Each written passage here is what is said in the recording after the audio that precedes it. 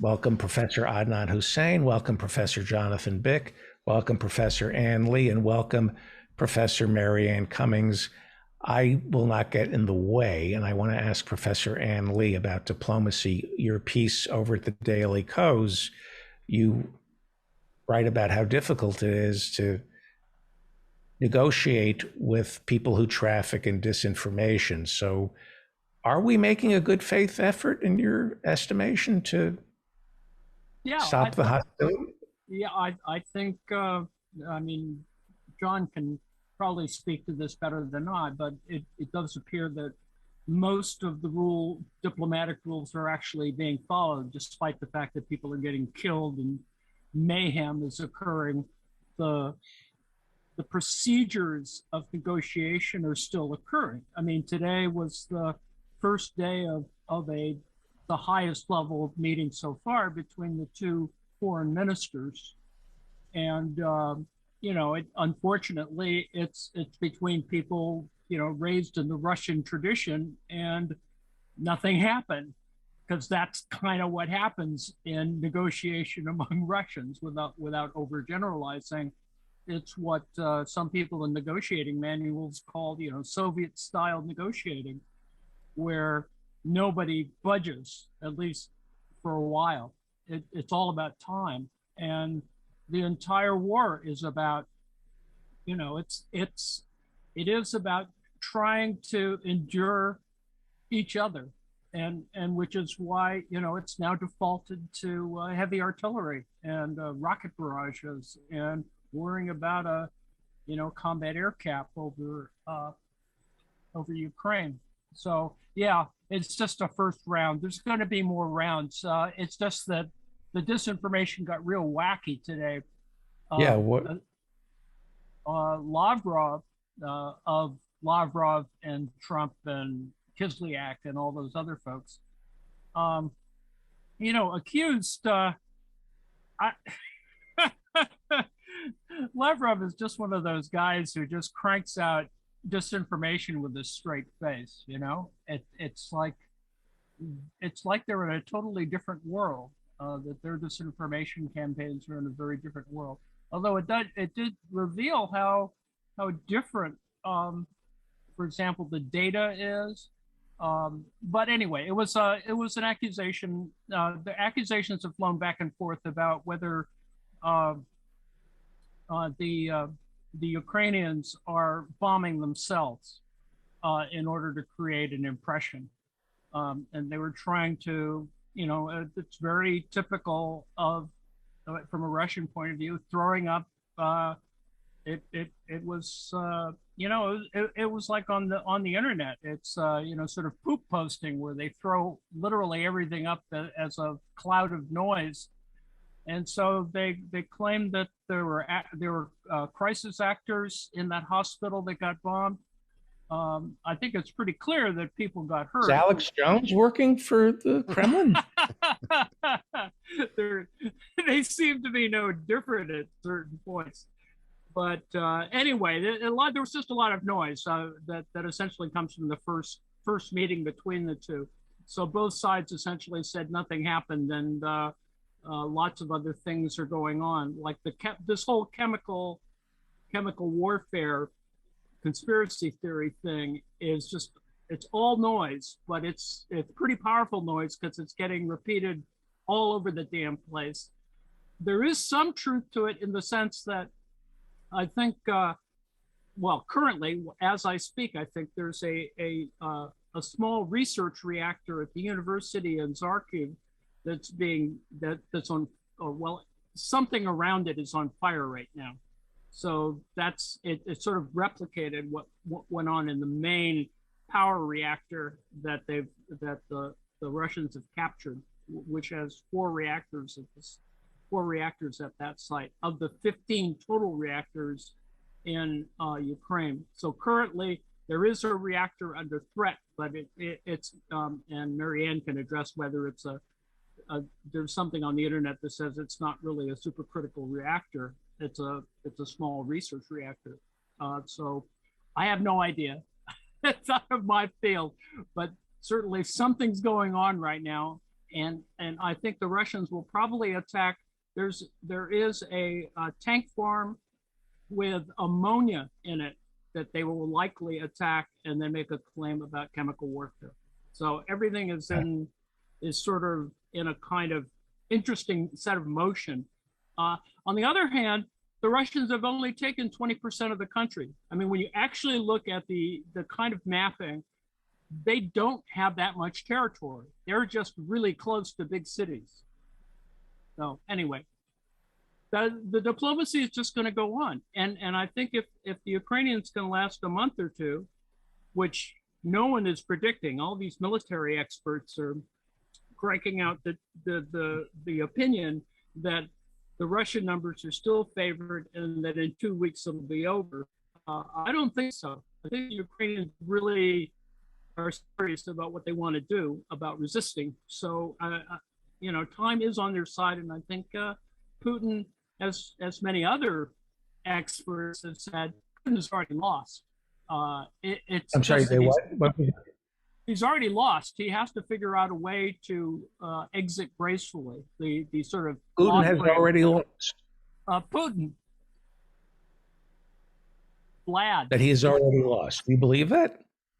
No, but he did fire some generals today, they say, but I think that's disinformation too. And he fires generals a lot. He's fired 8 to 10 generals every year. I mean, he's just, he's very Trump-like, or Trump is like him, so anyway. So that doesn't bode well, because you cannot manage people through chaos. Well, I think he has actually a plan. I mean, the plan looked pretty obvious.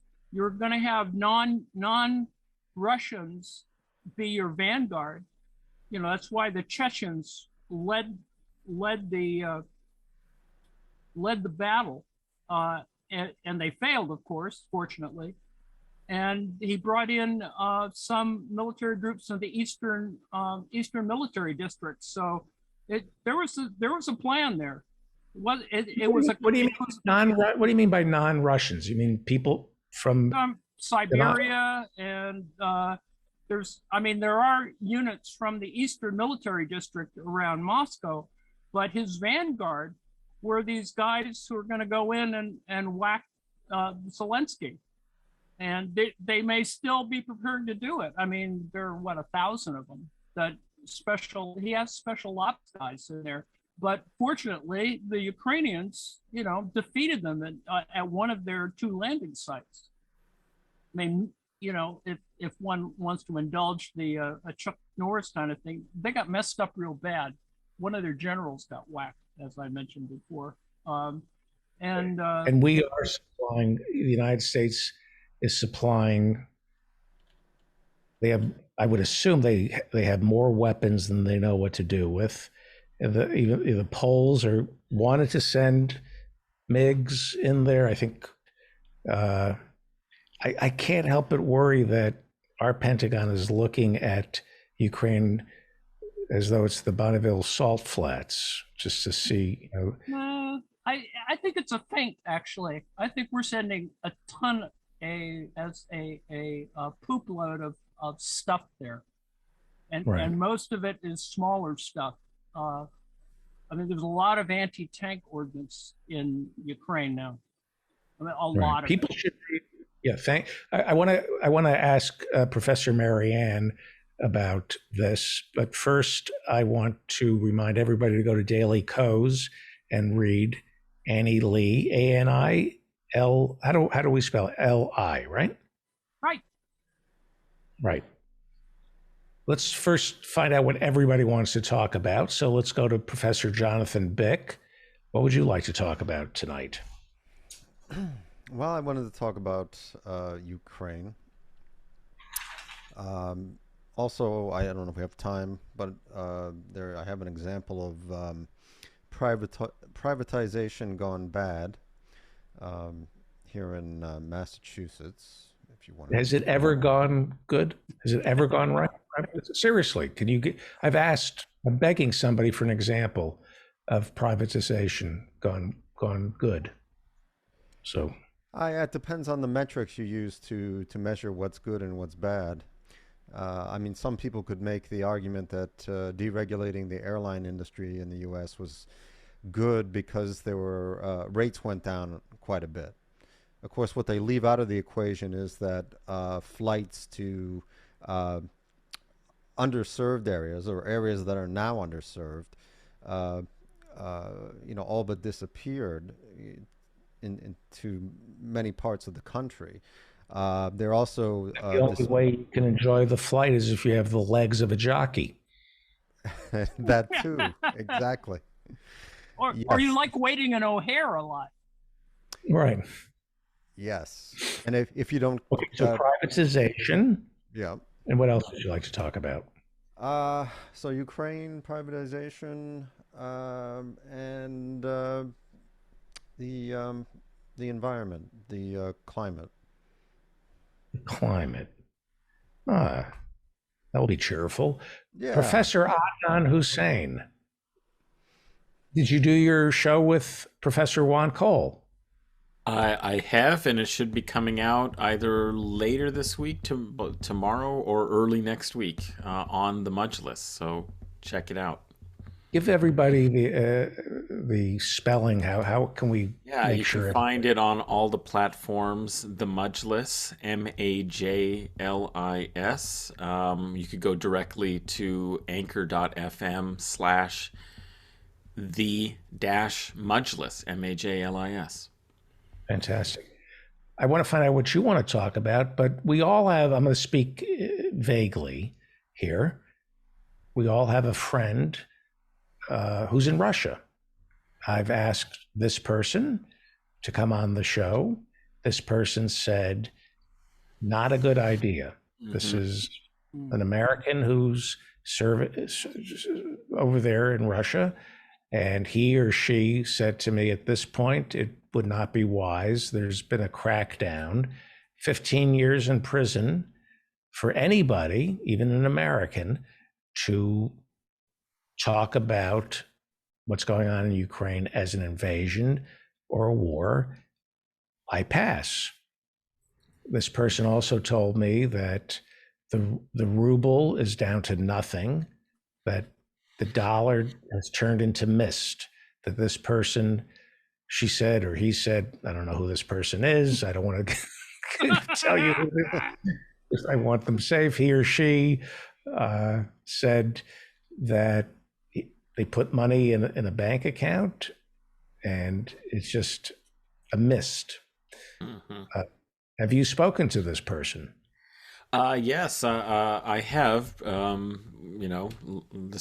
There are means of communication, thankfully, although there have been restrictions clearly on some social media and monitoring of accounts and so forth. But I have, and he or she seems to be um, safe, but it's a very difficult situation, obviously. Good. I was I hope taking he'll it be all right. personally. I just wanted to make sure this person was treating you the same way. I just wanted to make sure a lot of people will come up with a lot of excuses not to talk to me or do the show. And I didn't want the old Russia invaded Ukraine and I can't talk about it excuse again. Routine. Yeah, yeah, that's right. Well, we'll still be recording and communicating on other topics, but I think on Russia, Ukraine, um, you're right. He's had to be discreet, or she Yeah. has had to be discreet. Yeah.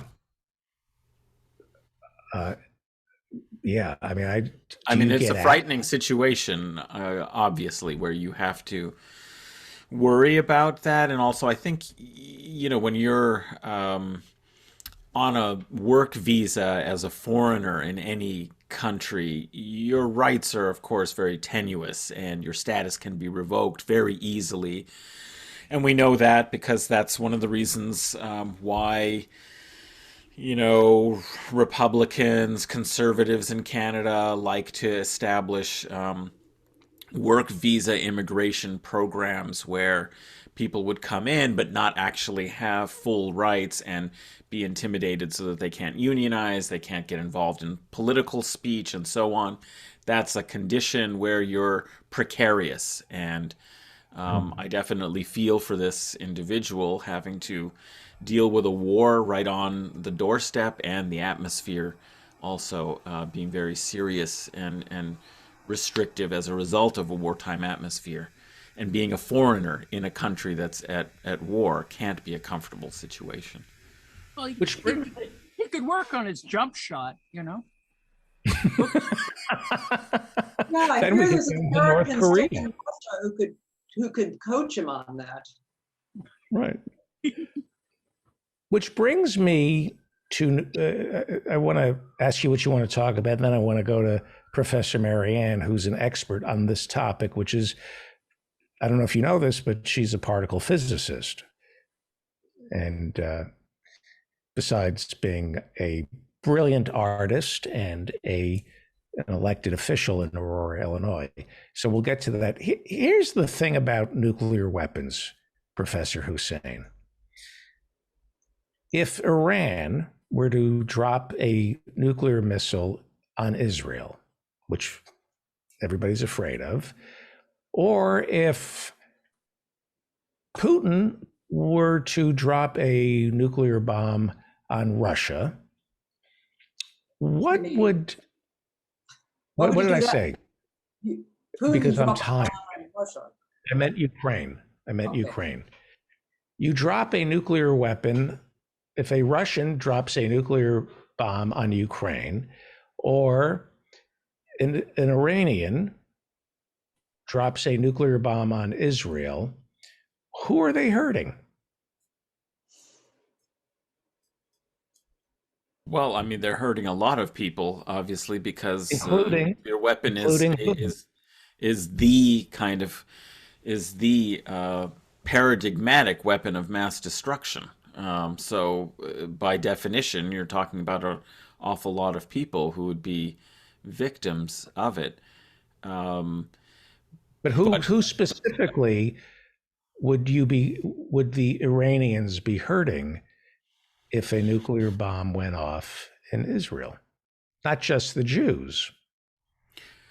Well, I guess what you mean is that these are weapons of such danger and indiscriminate harm that in places where there are mixed populations, diverse groups altogether, you are indiscriminately subjecting them all to the same devastation. But of course, also one has to imagine that in this day and age, the use of a nuclear weapon would bring, I mean, the world, so much of the world has been demonstrating in various ways its rejection of this criminal invasion by Russia in the Ukraine. But if the Russians, if Putin were to decide to actually use a nuclear weapon, of course, that would unite the world, I think, even more profoundly and strongly in attempting to oppose not just the invasion, but at that point, the regime entirely. But he'd be killing Russians. We have Russian-speaking brothers and sisters, in his estimation, who he'd be killing. So, I said he was not going to invade. And now I'm saying he's never going to use nuclear weapons. And folks, I can't be wrong all the time. So take solace in the fact that nobody can be as wrong as I have been on this subject. What would you like to talk about, Professor? Well, about Russia, Ukraine, of course, but I have not had time to follow in forensic detail the way Anne has the military situation, the blow by blow. But as people know, if you're an avid or loyal, keen listener of the David Feldman Show, you might recall that I have a bit of a penchant for maritime stories. Your I book talked is about what is your book called? sorry, Your book is called uh, A Faithful Beyond. Sea. Yes, that's right. So I'm interested in bodies of water, maritime history, interactions, and I talked about a story of a piracy in the 17th century, Henry Every's attack on the Emir of Hyderabad's galley Ganji Savai in the Indian Ocean, and that's being the explanation for how Arabic coins were being found in New England. Or last year around this time, the ultra tanker Ever Given, running aground in the Suez Canal and disrupting supply chains globally and exposing this just-in-time network and massive tanker shipping and so on. So it shouldn't be a surprise that I was drawn to a topic that brings me into rare alignment with another physics professor associated with the show, and that is the sanctioning of Russian oligarchs' assets, and in particular, the seizure of several super yachts recently by the French and the Italians. And The Guardian has a really interesting story tracking the locations of a dozen or so of these super yachts and their sudden departure from ports around, places like Barcelona, St. Martin's, and making beelines to other havens where there are no extradition agreements with the U.S. and European Union.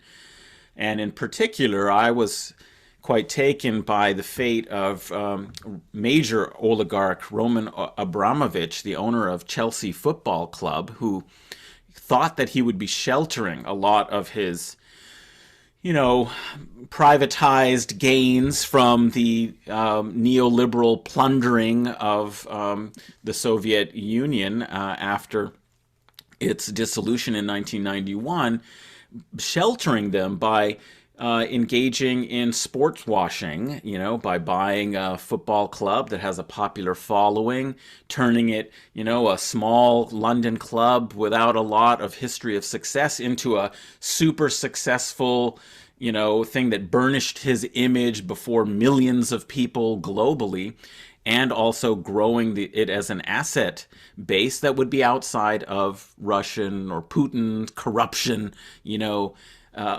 where people may, all of these Russians were sheltering money outside of Russia because they thought it was a safer bet. And now, suddenly they are having to deal with the fact that with this geopolitical turn, their assets are being targeted. And so, in particular, his Solaris $600 million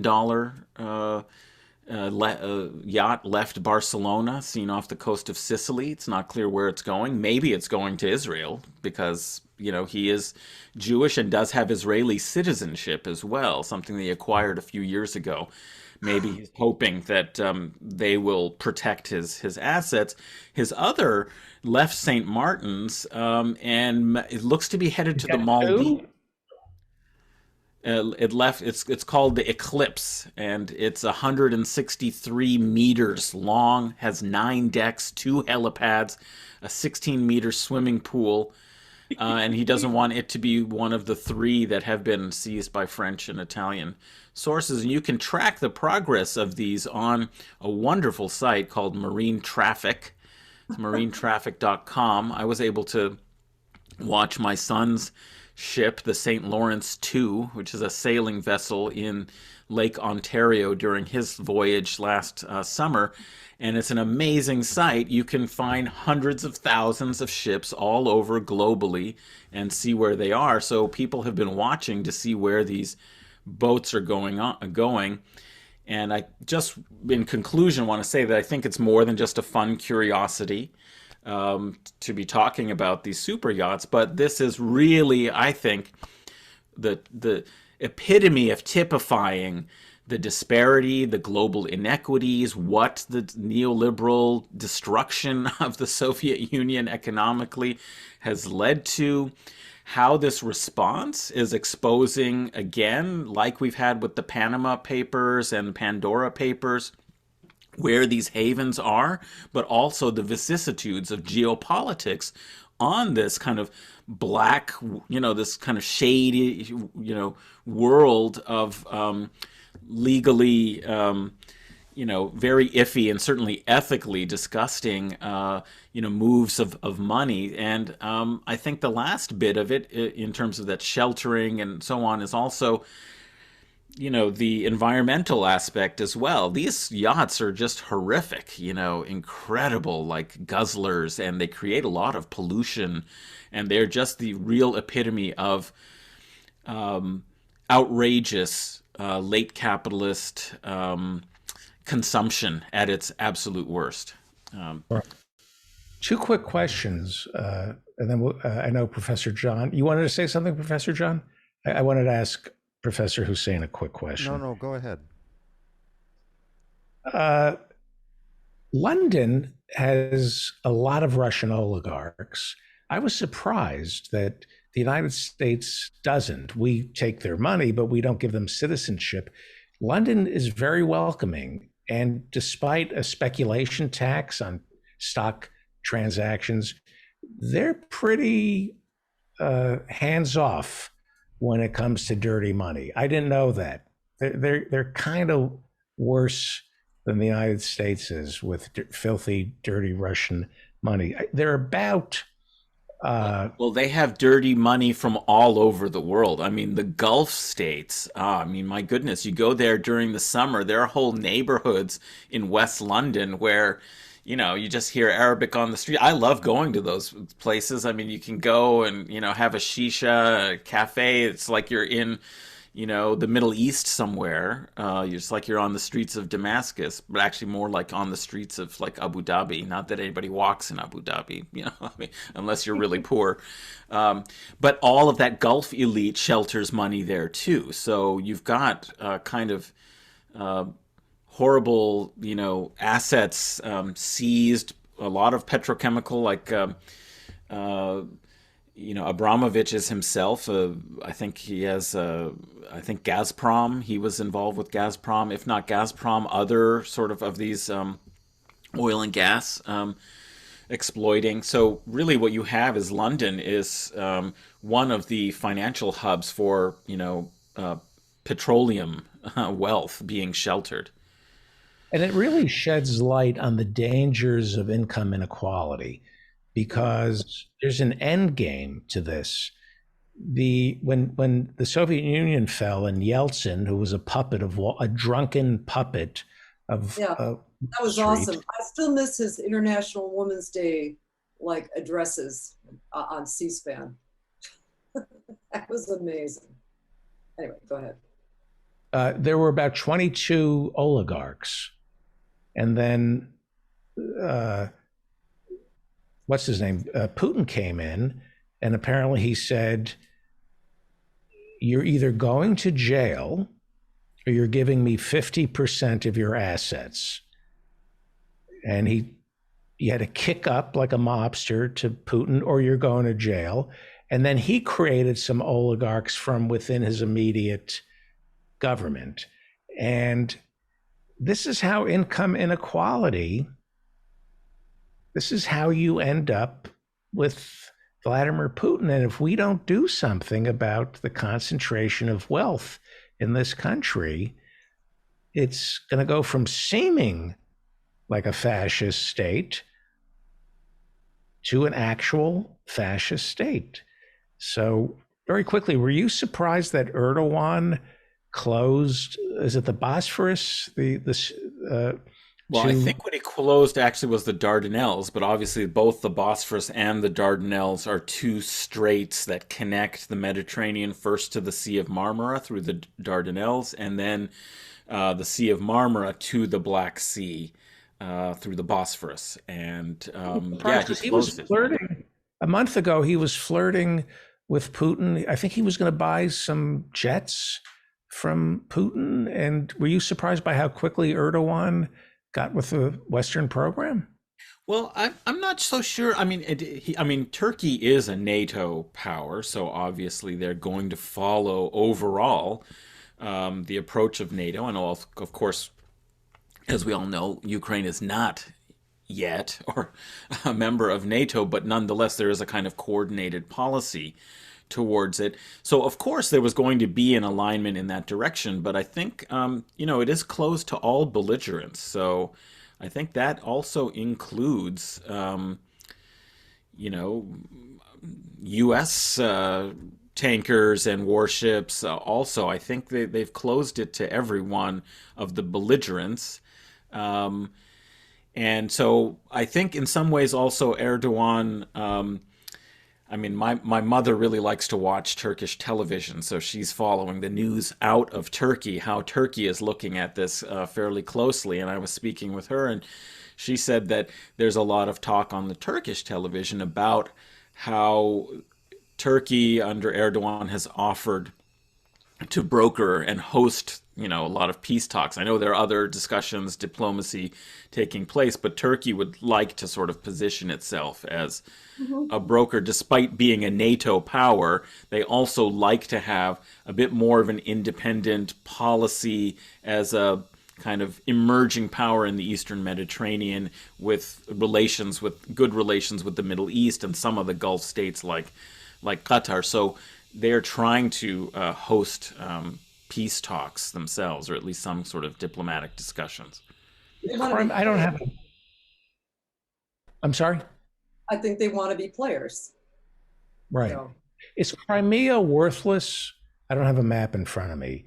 Is Crimea worthless if Erdogan shuts the Dardanelles to Russian Well, the ships? whole point, yeah, obviously the whole point of Sevastopol, Odessa, and Crimea is that they have access to the Mediterranean via the Bosporus and the Dardanelles, so they can get out into the wider shipping, and that access is usually not cut off by weather problems, etc. Warm waters, and that's Russia only has two ports. They have a naval facility, I think near Latakia, so in northern Syria, on the coast of Syria, and now Crimea. Those are their ports. So yes, they are worthless, but I mean only if they decide. I mean they are a much stronger power. They're only if they decide they don't want to push the issue. I mean Turkey is not a huge military power. It is part of NATO, but by itself, it could conceivably be intimidated, to provide access. It's in a geostrategic location, but it is no longer the Ottoman Empire, right? Like it's obviously diminished in its military capabilities, its economic power, and so on. Professor John, you wanted to say something, and then we'll turn to Professor Marianne, who I've been keeping waiting, and I apologize. Yeah, I just wanted to address a couple points. One, you were castigating yourself for saying that you didn't think Russia would invade. There's another important person who didn't think so either, up to a few days before the invasion, and that was President Zelensky. Um, Apparently, so don't we be, have the same intel. yeah, don't be too hard on yourself. Um, As far as anti-missile technology is concerned, I saw an interview with retired Colonel Douglas McGregor, the U.S. Army, talking about that, and he said it's basically too late to do that. Even if those systems are effective, you're not dealing with an Apple iPad here. These things have to be set up. They have to be trained. The people running them have to be trained. They're not, user friendly. So it's not feasible unless you're willing to send in people to show the Ukrainians how to use them. And then you're actively getting involved on the ground, Right. supplying sophisticated weapons with personnel to use them or to train the Ukrainians how to use them. Well, I'm That's sure. in, Don't you think we have special? I mean, I I can't imagine America staying out of Ukraine with that. Well, in order to deploy enough of these things to make a difference, it would be obvious. Right. And then Russia would say, oh, okay, you're intervening. We're now at war with you. I don't think we want that. So Okay. I don't think that's a really, usable option at this point. Professor Marianne Cummings, sorry to keep you waiting. Oh, What's I on was your gonna- mind? I was going to talk about the decision this past week by the Supreme Court that dismissed this fellow Zubediah's petition requesting the testimony of the psychologists at the black site that he was tortured at for several years, apparently waterboarded 80 plus times. So he had a case in front of the Supreme Court. What's the water bill alone for something like that? It might have We have reused to- the water. I mean, I don't even want to. I've got a paragraph. I don't even want to read it. It's horrible. So I don't want to read it. So anyway, it turns out that Stephen Meyer wrote the opinion of the majority. He joined the five of the conservative judges and Stephen Breyer and basically asking them to dismiss because it had issues of national security. And one of the Republicans, or rather the conservatives, was Gorsuch, who wrote the opinion for the minority. And he said, this is preposterous. I mean, this is just covering up embarrassment. None of this information is secret anymore. It is known that we do this. This guy should have, and besides which, those two contractors aren't even military people. They were just contracted by the CIA. It's a whole messy affair, but it just kind of goes to my point I made a while back that I long ago stopped worrying about the Supreme Court. That's a shibboleth that, centrist Democrats are always raising, like, oh, but the Supreme Court, you've got to support these horrible Democrats over here. And actually, the Supreme Court judges in the last 2 or 3 years have been, well, I was to say uncharacteristically, but that's been characteristic of Supreme Court judges for the most part, is, reserved, cautious, small c, conservative. And I think it's the nature of the job where once you get there, and it takes maybe a year or two to realize you don't have to answer to anyone anymore. I mean, you really, that's one of the things that people, the lifelong appointment is something that people have pointed out that maybe we need to reconsider. On the other hand, there is that, you don't ever have to worry about your next job. So, but I want to talk a little bit more about that later. However, I actually found an amazing article. I'll post it in the chat. But we've got a fog of war. It's a lot of propaganda, and CNN had and other places debunked this. These pictures of Zelensky, in battle fatigues, manning the trenches, and they had to admit that those were pictures from last year.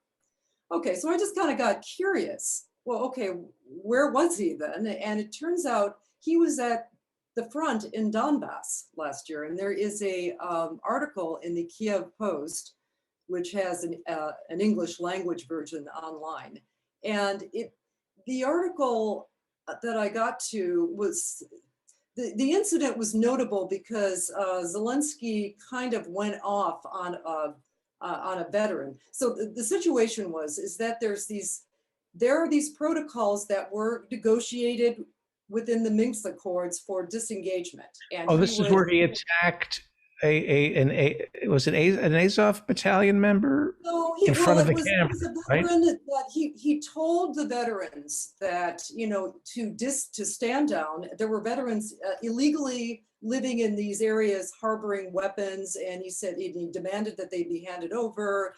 He gets into a fight with an older Ukrainian war vet, and I guess he kind of went off on him because the guy told him to pound sand, you loser. And he goes, I'm not a loser. I'm 41 years old and I'm the president of a country and blah, blah, blah, And So that was, that was captured on video. But what was remarkable was the reactions to it. I mean, this fellow, Andriy Beletsky, head of the National Courts and the Azov Battalion, now realize they are now part of the official security unit. And a lot of these guys are out there, just kind of over the trenches, facing off the rebels in the provinces. And he threatens Zelensky publicly on his YouTube channel. And he says, there's going to be hell to pay if you try to pull these people away or evict them from these towns. And, like basically, this is insubordination, like writ large. You are telling the president of your country that, no, you're not calling the shots. Meanwhile, there was a gal who was in the party of Poroshenko, the previous president. And she issued physical threats against him also. He says, this guy thinks he's immortal, something else. He said, it would be nice if somebody, during this shelling that a bomb would go off and from a certain guy wearing, white or blue shirt, was referring to the fact that Zelensky used to dress in civilian clothes when he went to the fronts to talk to people. That's just you're threatening the president of your country with like assassinating him. But there is a problem for Zelensky. I don't think this is an amazing article on so many levels because it kind of reveals that there are protocols. He really was trying to do a ceasefire. And apparently one of the things that people now believe, according to Scott Ritter, who I think we really should have on the show if Peter Yes. can arrange that. Because he says, these guys, it's not that the Azov Battalion is even the majority of the government of the national security forces. However, they seem to have an enormous outsized influence to their actual numbers, and they threaten people. And what's creepy is that there is actually a tolerance for this kind of threat, at least in the western part of Ukraine. So, I had mentioned before that Zelensky was one of these politicians named in the Panama Papers who has set up several shell companies right before he was sworn in as president. Now I'm going to be generous and say he probably knows that he may not be able to stay in that country if he does anything. In fact, there was a New York Times article that I had just brought up. It was from this year, that, the title was Armed Nationalists in Ukraine Pose a Threat Not Just to Russia. And that's the thing. These are armed groups that will not tolerate, who have publicly stated, they will not tolerate any politician that is going to call for a resumption of talks with Russia or anything having a peaceful settlement that might end up in the provinces having autonomy, even if they are within the Ukraine Federation. So, they've got a problem. This is in the New York Times. This is not a paper that is a paper that's pro-war, pro the interests of the neocons in our own Pentagon.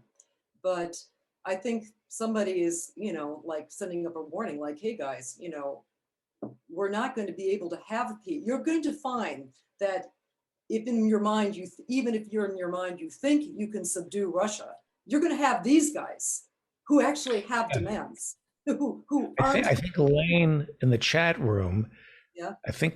I think this is Lane. He's writing that the neo-Nazi community of Europe are all joining the Azov Brigade. Yeah.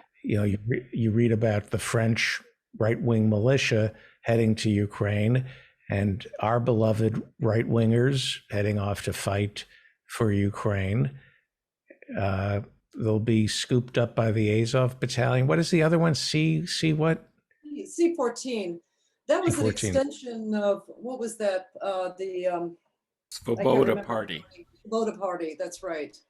These were the guys that have been bragging that if it hadn't been for them, those protests, the Maidan protests, would have just been a gay pride parade, meaning because originally the protests were largely, wasn't really over membership of NATO or the EU, it was over corruption. I mean, that's what the original like protests were about. And those were peaceful, but they were persistent. They started in the late fall of that year and they were going on through the winter. It was just when these guys who some of our diplomatic corps were talking to and encouraging, they kind of took over and sort of made it a confrontation with the police. And, we know what happened. They made it violent. The other thing I wanted to make is that even though we want to talk to you about nuclear power and nuclear weapons. Well, did you know you're a particle physicist?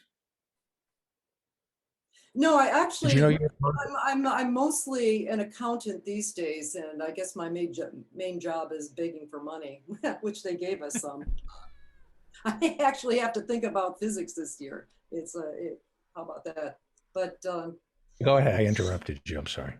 No, but the thing is that no, I've been following. I'm a member of the ANS, and I've been.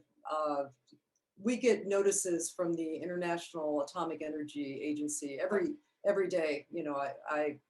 There's a newsletter that comes out, and they're monitoring the situation. Again, the people that I didn't know, by the way, Professor Ann, about the small research reactor. If it's like research reactors that have been at American universities, it's about 1/1000th the power typically. It's like 1 MeV or less. And a lot of these things are very, very low powered reactors are used for making isotopes for industrial and mostly in the States medical purposes. So it's like, so I don't know this particular one, but that's what I'm guessing it is. So in other words, those are probably not enough power, to be a problem. Walk away safe in case anything, like cataclysmic happened, like a tornado or some weather event. So I don't worry so much about that. There is a European Commission site that has all these monitors all over Europe, and it's kind of neat because they actually do give readings in real time. It runs better on a Mac. I hear there's problems with the latest Windows operating system and this site, but Henry actually introduced me to it a while back, so it's kind of neat to look at. I guess if you were just trying to take out possible military power and you wanted to make it palatable for your troops, I would imagine you would, sort of surround the nuclear reactors. There was one little notice, though. They haven't heard from the Chernobyl group at least as of 8 o'clock this morning in the previous 12 hours. So there was a little bit of concern, but I haven't heard anything else. It's been detached from the monitoring system, right, Marianne? From What's the that? AI. They've been detached from the AIEA monitoring systems. Yeah. The two that they hold, that the Russians hold. Well, and there are these systems on site. The European Commission is just sort of generic, what's the ambient reading just all over Europe, because they have these monitors all over Europe. And if there was an uptick in an area, not a specific area, but a general region, that they would have some concern, but that's what they're. So yeah, the prevailing winds, somebody did point out that the prevailing winds do blow toward Russia. However, if it gets up into the upper atmosphere, they don't blow toward Russia, they blow all over. And Professor Ian would probably be able to, describe that a little better. Weren't they finding it in the milk, the Chernobyl accident? They were finding it in milk in London, right? Yeah, it was blowing up toward in Western Europe. I mean, they were saying, well, look, the Russians, the Soviets had a trick cigar, blew up in their face, and it's all blowing toward Russia. And then the wind changed. But the wind really hadn't changed. What had happened? It was the stuff was getting up into the upper atmosphere, and there's some wind current that's kind of a residual effect of the Gulf Stream, and it was just kind of sucking it and pulling it up along to Northern Europe. So yeah, everybody was being concerned over that. So, Well, I'm trying to run this show. Go ahead. I'm sorry. No, but anyway, what I'm saying is that we've got a real problem here. I mean, this is not my monkey or my circus, you know. So all I can do is I've called my senators, I've called my congressmen, and said, please urge like a diplomatic solution. The Russians are still giving their, you know, their demands, and they've been pretty consistent. I mean, I think what will happen is that we will, if this gets settled peacefully, or you know, without major war breaking out, it will probably be a situation where the two eastern provinces and Crimea remain, you know, remain under autonomous, you know, has their own autonomous regions. The two Donbass areas stay in the Ukraine Federation, and you know, everybody just kind of backs down. Now it's pretty clear that the Western Ukrainians are not all that, do not all that care too much for their neighbors to the Far East. So I can see why those people in those regions would, when you've got a hostile government, even though even though somebody who was originally from your region is president, is this person who appears to not have all that much power, or he is constrained. I don't think it's a personal fault of his, but this is just the situation he's in.